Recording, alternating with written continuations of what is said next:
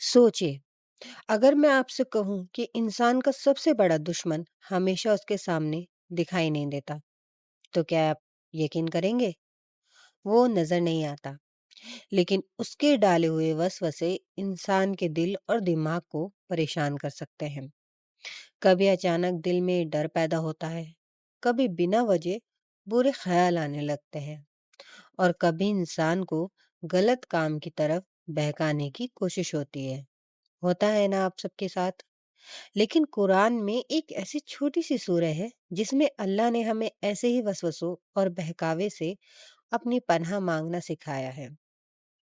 और दिलचस्प बात यह है कि इस सूरह का नाम है सूरह अन्नास। लेकिन आखिर इस छोटी सी सूरह में ऐसी क्या बात है कि नबी भी इसे पढ़ते थे? आज की इस वीडियो को आखिर तक जरूर सुनिए, क्योंकि हम सिर्फ इसका हिंदी मतलब नहीं समझाएंगे, बल्कि ये भी जानेंगे कि इसे पढ़ने से जुड़ी कौन सी बातें सही हदीसों से साबित हैं। बिस्मिल्लाहिर्रहमानिर्रहीम। कुल औज़ु रब्बिन नास, यानी कहो, मैं इंसानों के रब की पनाह मांगता हूँ। दोस्तों, यहीं से इस सूरह का असली संदेश शुरू होता है। अल्लाह हमें बता रहे हैं कि जब कोई डर, बुरा वसवसा या शैतान का बहकावा परेशान करे, तो सबसे पहले अपने रब की तरफ लौटो, क्योंकि वही हमारा रब है, वही हमारा मालिक है, और वही इबादत के लायक है। सूरह नास में हम कहते हैं इंसानों के रब की, इंसानों के बादशाह की और इंसानों के माबूद की पनाह मांगता हूँ। इसके बाद हम उस वसवसा डालने वाले के बुरे से पनाह मांगते हैं जो इंसानों के दिलों में वसवसे डालता है। और यहाँ एक बहुत जरूरी बात समझिए, सूर्य अन्नास कोई जादुई मंत्र नहीं है। हम इसे इसलिए पढ़ते हैं क्योंकि हम अल्लाह से हिफाजत और मदद मांगते हैं।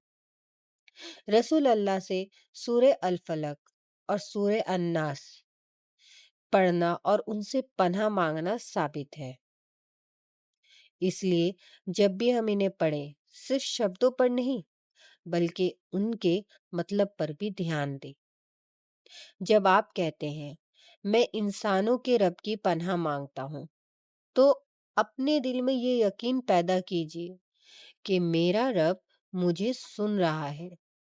और जब आप कहते हैं वसवसा डालने वाले के बुरे से, तो याद रखिए कि हर बुरे ख्याल का पीछा करना जरूरी नहीं है। इंसान अल्लाह को याद करके और उससे पनाह मांगकर अपने दिल को मजबूत कर सकता है। यही इस छोटी सी सूरह का खूबसूरत संदेश है।